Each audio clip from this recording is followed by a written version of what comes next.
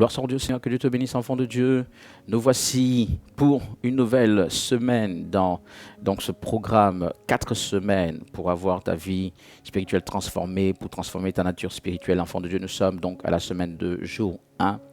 Gloire à Dieu, et nous parcourons donc ce programme pour une semaine encore ensemble, et pour en réalité 3 semaines globalement parlant. Mais on entame cette semaine, enfant de Dieu.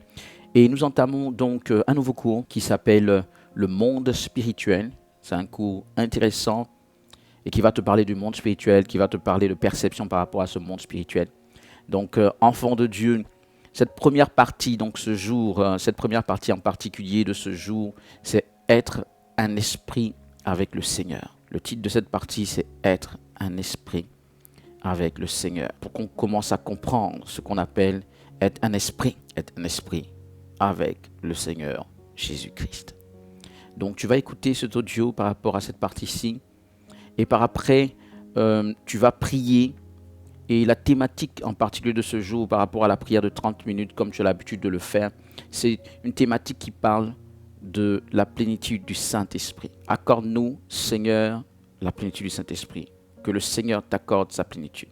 Parce que, bien-aimé, tout le processus d'être un esprit se fait malgré tout par le Saint-Esprit. J'aurais beau t'expliquer en long et en large comment ça se passe, et tu vas comprendre jusqu'au terme donc de ce programme, tu comprendras très bien. Mais, in fine, c'est le Saint-Esprit de Dieu que nous prions parce que c'est lui qui est en charge du processus. Donc là, nous allons prier pour que tu aies la plénitude du Saint-Esprit. Tu vas prier pour que tu sois rempli du Saint-Esprit. Enfant de Dieu, c'est une prière, il est vrai qu'on va faire aujourd'hui et que je vais prier pour toi comme d'habitude, mais c'est également, enfant de Dieu, une attente en permanence de ton cœur, un désir permanent de ton cœur, parce que la plénitude de l'Esprit de Dieu n'est pas en réalité quelque chose de ponctuel. Je veux dire par là qu'on ne reçoit pas la plénitude pour un seul jour, pour toujours. On reçoit la plénitude pour un moment, et la plénitude, nous devons non seulement régulièrement la demander, mais également régulièrement donc la maintenir sur nous, enfants de Dieu.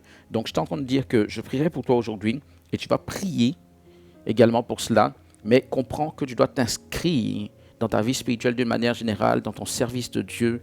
Tu dois t'inscrire dans la logique de régulièrement t'attendre à la plénitude de l'Esprit de Dieu, demander cette plénitude au Seigneur. Voilà, la plénitude c'est un processus, la plénitude ça peut aller vite, ça peut être plus progressif pour d'autres, mais c'est quelque chose qu'il faut maintenir par le fait d'être régulièrement abreuvé par la présence de Dieu. Mais aujourd'hui, en tout cas, nous prions qu'il y ait ce déclenchement. Si cela n'était pas encore le cas, qu'il y ait ce déclenchement de la plénitude de l'Esprit de Dieu dans ta vie. Alors je prie pour toi, enfant de Dieu, que le Seigneur notre Dieu te visite puissamment en ce jour par rapport à cette dimension de la plénitude. Et par après, tu fais tes 30 minutes de prière comme tu en as l'habitude. Père, je prie dans l'autorité du nom de Jésus-Christ. Je prie pour ton fils. Je prie pour ta fille. Je prie que tu te glorifies maintenant dans sa vie. Je prie que tu fasses de grandes choses au nom puissant de Jésus de Nazareth. Qu'il y ait le feu de ton Esprit Saint. Qu'il y ait la plénitude de ta gloire qui descend dans sa vie maintenant au nom de Jésus. Parce qu'en effet, ce processus ne peut être fait que par toi, que par ton esprit, que par la grâce de ton esprit. C'est pourquoi je prie dans le nom de Jésus qu'il en soit ainsi maintenant même, dans l'autorité du nom de Jésus. Abreuve tes enfants, abreuve ton fils, ta fille de ta présence sainte, de ta présence divine, glorieuse, de l'Esprit de Dieu. Seigneur, manifeste-toi, agis puissamment.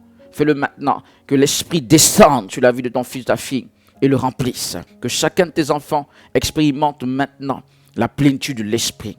Que chacun de tes enfants expérimente maintenant cette plénitude au nom puissant de Jésus. Seigneur, fais-le par ta grâce infinie. Seigneur, fais-le par ta grâce infinie. Dans l'autorité du nom de Jésus. Fais-le maintenant. Fais-le maintenant. Fais-le maintenant. Fais-le maintenant. Fais-le maintenant. Fais-le maintenant.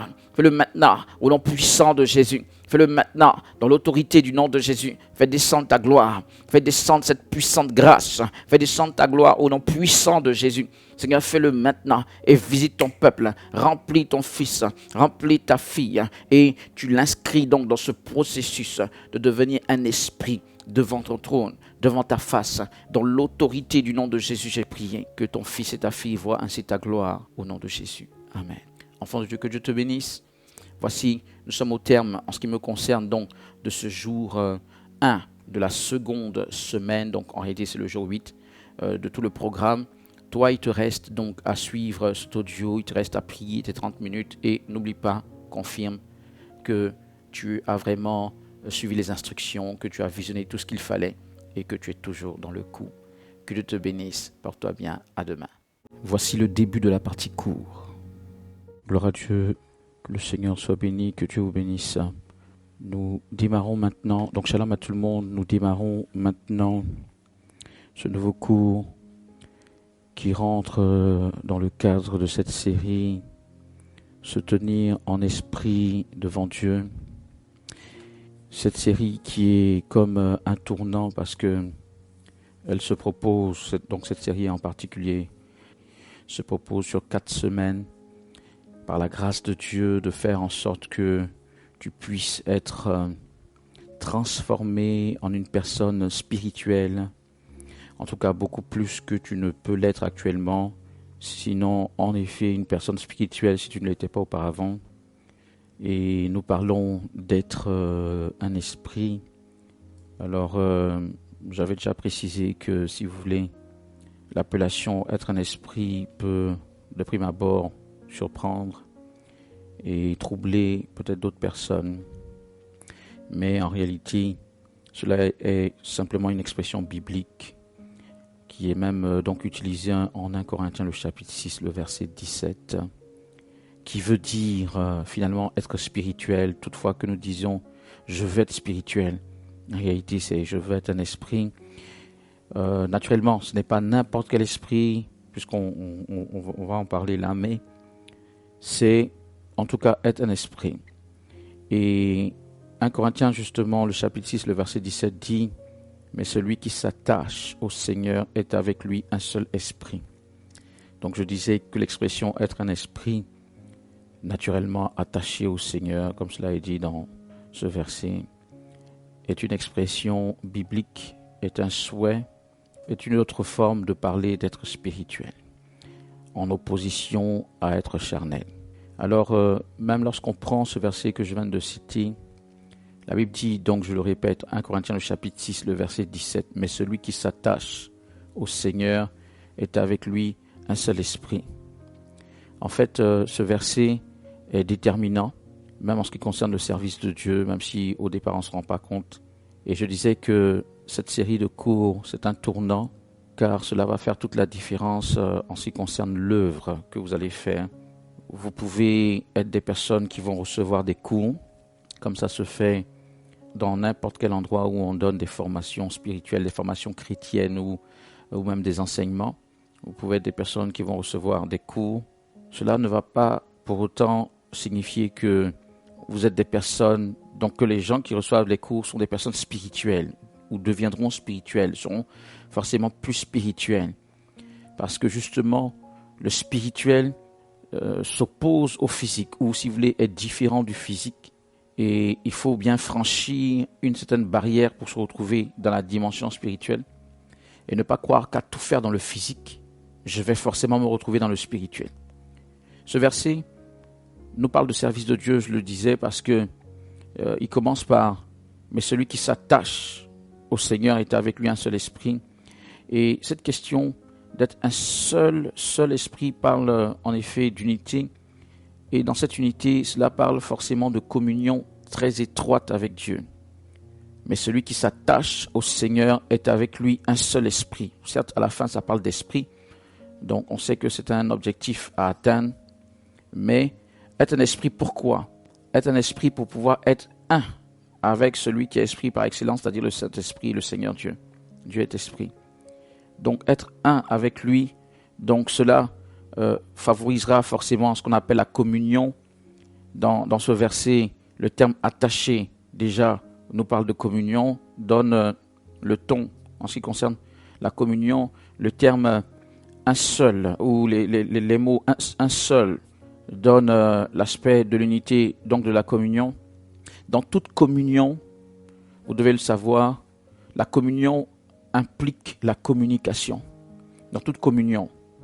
En grec, c'est le même, dans le grec biblique, c'est le même terme. Communion, communication. Parce que dans toute communion, il y a naturellement des échanges. Lorsqu'on parle de communion, il y a des échanges. Et qui dit échange dit cette communication, ce flot qui passe entre deux personnes ou trois ou 10, bref, les objets de cette communion. Là, nous parlons d'une communion avec le Seigneur. Donc, je disais que nous serons donc dans une dimension de communion très forte avec le Seigneur, ce qui implique une dimension de communication très forte avec Dieu, mais ce qui implique aussi le fait que Dieu s'unisse à nous pour nous utiliser. Lorsque nous sommes un seul esprit avec Dieu, forcément nous serons utilisés puissamment par Dieu, de par cette fusion, de par cette communication, de par le fait qu'il prenne le contrôle de nous dans cette fusion. Donc il peut nous utiliser plus puissamment, donc dans une dimension plus excellente. C'est là toute la différence entre quelqu'un qui est d'une part un esprit avec Dieu et celui qui ne l'est pas. Celui qui ne l'est pas, on dira qu'il fait l'œuvre, mais il fait l'œuvre d'un point de vue humain, avec des résultats, qui sont ce qu'ils doivent être, mais qui ne sont pas forcément, de mon point de vue, les résultats que le Seigneur attend. Pourquoi ? Rappelez-vous que pour qu'ils puissent servir le Seigneur, quoi qu'il avait été avec eux, je parle du Seigneur Jésus avec ses disciples, il fallait ce baptême dans le Saint-Esprit, il fallait ce déversement de l'onction. Ce déversement de l'onction, effectivement, a permis cette communion, a permis cette transformation, il est vrai, assez rapide de ce qui deviennent des esprits, cette plus forte unité, non pas avec le Seigneur Jésus lorsqu'il était là sur la terre, mais avec Jésus-Christ par le Saint-Esprit à l'intérieur d'eux. Et le fait donc qu'il soit puissamment utilisé, qu'il fasse ces grandes choses de la part de Dieu. Bref, l'unité d'esprit ou le fait même de devenir esprit avec Jésus-Christ est un enjeu important lorsqu'on parle du vrai service de Dieu. Ce n'est pas la cerise sur le gâteau. Ça fait toute la différence. C'est le vrai service de Dieu, ça. C'est-à-dire, il faut comprendre cela. Tu veux être utilisé par le Saint-Esprit. Quelqu'un qui est là sait que c'est ça le service de Dieu en réalité. Je pense que vous le savez.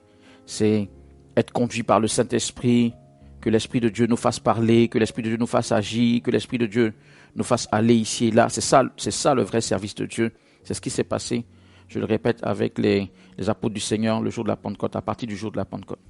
C'est le vrai service de Dieu. Avant cela, si c'était levé, si le Seigneur donc ne leur avait pas dit « Ok, attendez », ou si le Seigneur leur avait dit effectivement, mais qu'il ne l'avait pas fait, qu'ils s'étaient précipités, ils auraient fait des choses. Mais ce n'est pas dans le cadre du vrai service de Dieu.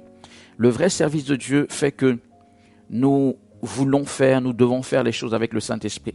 Mais pour faire les choses avec l'Esprit, pour devenir donc un homme ou une femme d'esprit, c'est-à-dire d'esprit avec grand E, du Saint-Esprit, un homme ou une femme instrument du Saint-Esprit, un homme ou une femme instrument de réveil, il faut être avant cela un homme ou une femme en esprit, c'est-à-dire un homme ou une femme spirituel. Je le répète, pour être comme vous le souhaitez, je veux bien le croire, car je viens d'expliquer que c'est ça le vrai service de Dieu. Pour être un homme ou une femme utilisé par le Saint-Esprit, j'allais dire sensible au Saint-Esprit, conduit par le Saint-Esprit, entendant la voix du Saint-Esprit, pouvant donc être un instrument d'une manière ou d'une autre du Saint-Esprit, il faut que toi-même tu sois quelqu'un de spirituel. C'est un peu comme si, je caricature, c'est un peu comme si tu es un homme là, suppose que tu ne sois que dans le physique, tu essaies de faire les choses, ok, mais c'est un peu comme si dans le spirituel, le Saint-Esprit te tendait la main. Mais si tu n'es pas dans le spirituel, comment pourras-tu percevoir que l'Esprit de Dieu est en train de me tendre la main pour que je saisisse cette main? Ou supposons, je répète, je suis encore dans la caricature, supposons que l'Esprit de Dieu te tende un marteau, te tende un instrument, voilà, on va dire comme ça, un instrument dans le spirituel dont tu dois te servir. Comment pourras-tu percevoir que l'Esprit de Dieu est en train de me tendre quelque chose? Comment pourras-tu saisir ce que l'Esprit de Dieu est en train de te donner? Comment pourras-tu utiliser ce que l'Esprit de Dieu t'a donné si toi, tu n'as pas un pied dans le spirituel pour discerner ces choses? Voilà toute la problématique de la question du service de Dieu avec l'Esprit. C'est en cela que je te dis, pour être un homme d'esprit, donc du Saint-Esprit, esprit avec grand E, il faut être un homme en esprit. En esprit, c'est esprit avec petit e. Parce qu'il y a une différence entre esprit avec petit e et esprit avec grand E. L'esprit avec grand E, enfant de Dieu, tu dois le savoir, on parle bien du Saint-Esprit de Dieu. On parle bien de la première personne spirituelle de tout l'univers. Dieu est esprit, grand E. Le Saint-Esprit. Dans le monde des esprits, il y a d'abord l'esprit par excellence, c'est-à-dire Dieu, maître de toutes choses. Mais quoique notre Seigneur soit l'esprit tout-puissant, il y a dans le monde, dans l'univers, d'autres esprits qui n'ont pas la faculté de la toute-puissance, mais qui sont quand même esprits, opposés donc au monde physique dans lequel nous sommes. Voilà, naturellement, nous sommes dans le monde physique. Il y a d'autres esprits. Il y a, comme vous le savez d'ailleurs, les anges, qui sont des esprits, qui ont des facultés spirituelles. Il y a d'anciens anges qui sont devenus des démons, qui ont aussi des facultés spirituelles. Dans le monde des esprits, il y a encore un esprit avec petit e, qui est l'esprit de l'homme. L'homme, chaque homme, nous autres hommes, nous avons une part spirituelle, qui est donc cet esprit avec petit e. Et c'est cette part spirituelle-là qui finalement est importante lorsqu'on parle du monde spirituel et de la connexion avec le monde spirituel. Mais dans notre cas, on ne parle pas de connexion avec n'importe qui dans le monde spirituel. Dans notre cas, on a vu ce verset de 1 Corinthiens 6, 17. Nous, on parle de connexion avec l'Esprit par excellence, c'est-à-dire le Saint-Esprit, Dieu. Donc, il y a l'Esprit avec grand E qui est en connexion avec chacun de nous par notre esprit, petit e. C'est notre esprit, c'est cette partie qui est en nous que la plupart des hommes ne font pas attention parce que l'esprit est depuis Adam, l'esprit est éteint. L'esprit de l'homme est naturellement éteint. Naturellement, c'est-à-dire de base, il est éteint. Donc la plupart des hommes n'en sont pas conscients. Tout ce qu'ils ont, tout ce que nous avons en tant qu'hommes au départ, lorsqu'on parle d'esprit, ce qui nous reste lorsque notre esprit est éteint par rapport à ce que Adam était, il nous reste la conscience qui est dans notre esprit. Donc tout homme a encore une conscience. C'est comme quelque chose qui lui donne une sorte de réflexion un peu supérieure, qui peut, une sorte d'intuition si vous voulez, qui peut lui faire comprendre qui fait bien les choses, il fait mal les choses. Chaque homme a un sens inné d'une certaine morale. En principe, la conscience, dans notre esprit tel que nous l'avons aujourd'hui qui est éteint, il nous reste quand même l'intelligence humaine, mais il y a un vaste volet que nous n'avons plus, c'était le volet qui permettait à Adam d'être en communion avec Dieu, justement, qui permettait à Adam naturellement de voir Dieu, d'entendre Dieu. Adam voyait le Seigneur, même si on ne sait pas exactement comment est-ce qu'il le voyait, mais il le voyait. Adam clairement l'entendait, il parlait avec lui, il entendait ses réponses, il interagissait avec Dieu qui est esprit comme nous autres interagissons avec un homme aujourd'hui ordinaire. Et lui aussi interagissait avec le physique, mais il avait la capacité d'interagir avec le spirituel, de par cet esprit.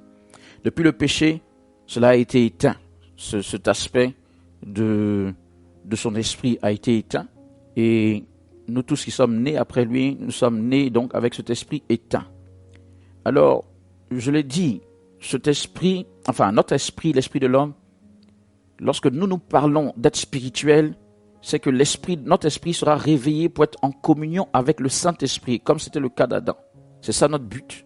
Malheureusement, il y a depuis lors l'ennemi, le diable, qui a fait en sorte que l'esprit des hommes puisse être aussi comme réveillé, mais réveillé de la mauvaise manière, à savoir être en communion avec lui, Satan, ou avec des démons. Et ce sont ces personnes qui sont réveillées spirituellement, mais de la mauvaise manière, en connexion avec des mauvais esprits, mais qui ont leur esprit qui est en guillemets, je ne dois pas dire vivant, mais en tout cas, il n'est pas vivant dans le sens de la vie de Dieu, mais en tout cas, il est encore animé, il s'est ranimé, et il est en connexion avec les mauvais esprits. Ce sont ces gens-là qu'on appelle les sorciers, ce sont ces gens qu'on appelle les mystiques. Donc, lorsqu'on parle naturellement de devenir un esprit, nous, c'est un esprit avec Dieu. Ton esprit ne sera plus éteint. c'est pas comme si tu vas faire des gesticulations avec ton esprit, c'est pas ce que je suis en train d'expliquer, mais j'explique des mécanismes.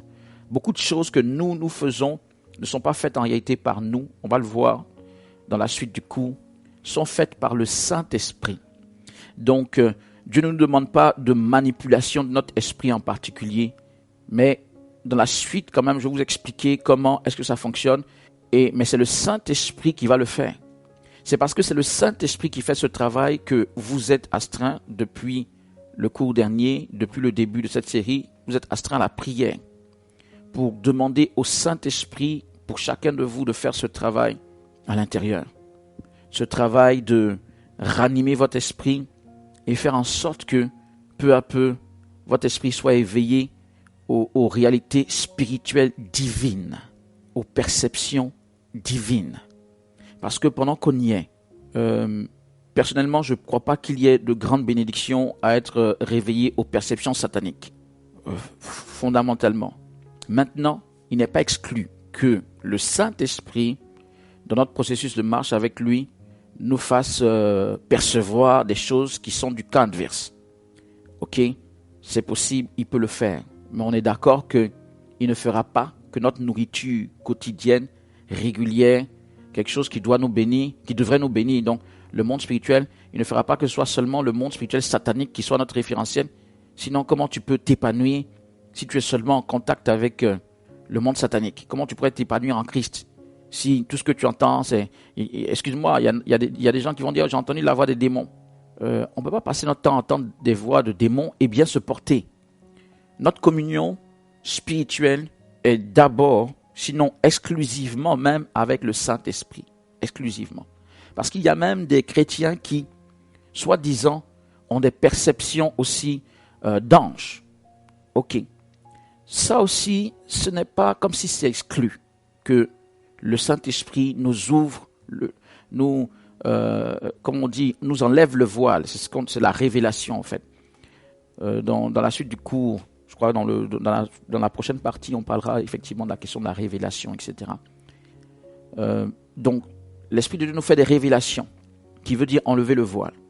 Il enlève le voile de telle manière que c'est un peu comme si, de manière temporaire, la durée, c'est lui qui la décide. C'est un peu comme si tu revenais un peu au stade dans lequel Adam était. Et Adam avait facilement, sinon naturellement, les perceptions du monde spirituel et les perceptions divines. Donc, ok, tu peux voir peut-être un ange, etc. Mais des gens qui, en permanence, disent qu'ils voient des anges et qui, encore plus, passeraient leur temps à parler à des anges, eh bien, je tiens à vous dire que j'émets de très fortes réserves quant à la réalité de ces expériences et quant à savoir si ces expériences viennent vraiment de Dieu. Parce que vous voyez, lorsqu'on parle d'esprit, je ne vais pas rentrer dans ce qu'on va dire prochainement, mais lorsqu'on parle d'esprit, fin de la partie cours. Tu peux retrouver ce cours et bien d'autres cours dans notre application et même être dans le feu de la chambre haute de réveil spirituel à http://dynamique-de-réveil en un seul mot.org. Je répète, dynamique-de-réveil.org. Que Dieu te bénisse.